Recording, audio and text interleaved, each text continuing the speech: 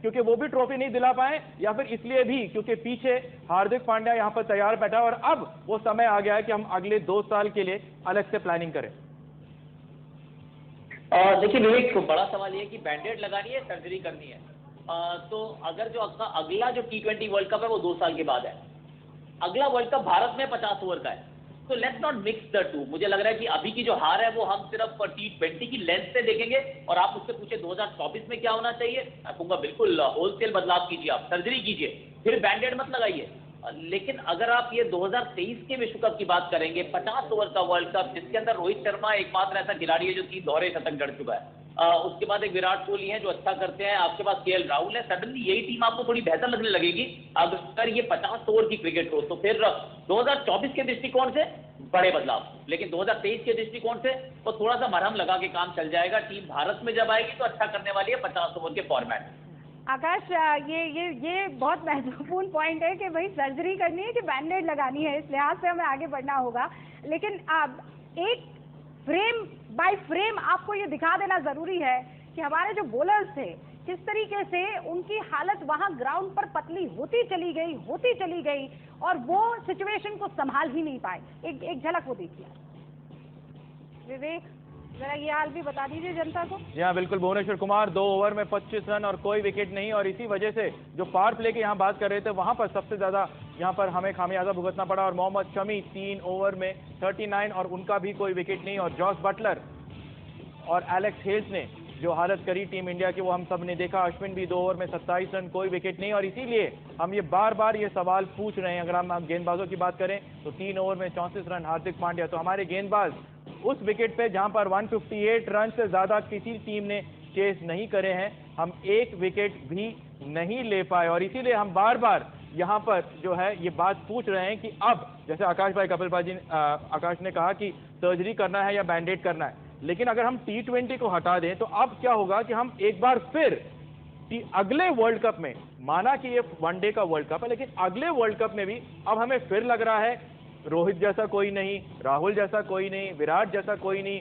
सूर्या को नहीं हटा सकते, अश्विन भी अच्छा करता है, शमी की हमें जरूरत पड़ेगी, बुमराह का हमें पता नहीं है। तो एक बार फिर 21 के बाद जब 22 में हम आए तो भी हम उसी कोर के साथ गए, और अब ऐसा लग रहा है कि अगला वर्ल्ड कप अलग फॉर्मेट है, लेकिन एक बार फिर हम शायद उसी कोर के साथ जाएं, उसके अलावा हमारे पास कोई विकल्प नहीं। देखिए, सबसे पहले तो ये हमारा माइंडसेट चेंज होना चाहिए कि हमारे पास वर्ल्ड चैंपियन की टीम नहीं है।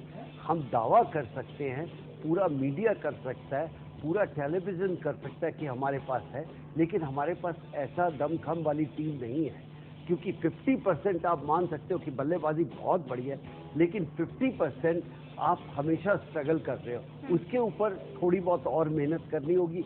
मैं आकाश के साथ सहमत हूँ कि टेस्ट जब वनडे मैच होगा T20 को छोड़ के, तो आपको ये प्लेयर ठीक लगेंगे। और क्योंकि ये हिंदुस्तान में वर्ल्ड कप होगा, वहाँ पर इतना बाउंस नहीं है, थोड़ा सा ये प्लेयर चल जाएंगे।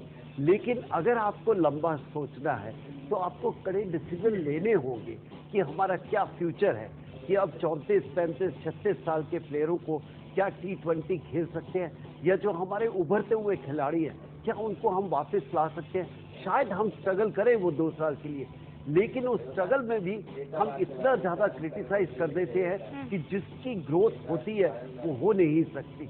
हम सिर्फ जीत चाहते हैं इस समय, वो इतनी आसान नहीं होती, उसके लिए बहुत मेहनत करने की जरूरत है। बाजी, मैं फिर कह रही हूँ कि क्रिकेट का बहुत ग ही आता है। आप लोग यहाँ बहुत खेले भी हैं मैच को, और आप जानते हैं ग्राउंड जीरो पर क्या हो रहा होता है, वहाँ पर बैट और बल्ले के बीच की दूरी और वो खाई जो है वो आप लोग समझते हैं। और इसीलिए अंजुम, ये सवाल हर कोई पूछना चाह रहा था।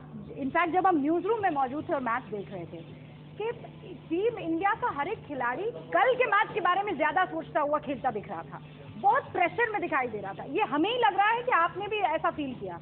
इंग्लैंड के खिलाड़ी मजे में उस मैच को खेलते हुए दिख रहे हैं। ऐसा नहीं है, आई थिंक प्रेशर अब्जॉर्ब करने की बात होती है। प्रेशर में तो इंग्लैंड के खिलाड़ी भी रहे होंगे और इंडिया के खिलाड़ी भी थे जब मुकाबला स्टार्ट हो रहा था।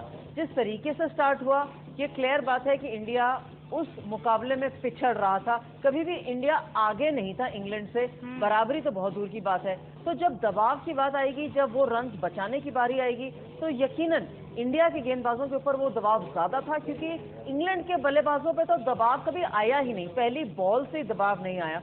तो जो आपने देखा वो सही देखा, लेकिन वो क्यों था? वो इस कारणवश था क्योंकि इंडिया कभी मैच में था ही नहीं, हमेशा से इंग्लैंड आगे था। और यही एक चीज है जो हम पहले भी कह रहे थे कि गेंदबाजों के साथ पहले जाना चाहिए या बल्लेबाजी पहले करनी चाहिए। टॉस हम हार गए, हमारे को पहले बल्लेबाजी मिली, तो वही जो बड़े बल्लेबाजी क्रम की हम बात करते हैं और एक अच्छा लंबा बल्लेबाजी क्रम की हम बात करते हैं, उसको लीड लेनी चाहिए थी, लेकिन वो नहीं हुआ और रिजल्ट हम सबके सामने। शायद अगर जितने भी ओवर की बात कर रहे हैं ना, सिर्फ 3 ओवर, मैं इनके साथ सहमत नहीं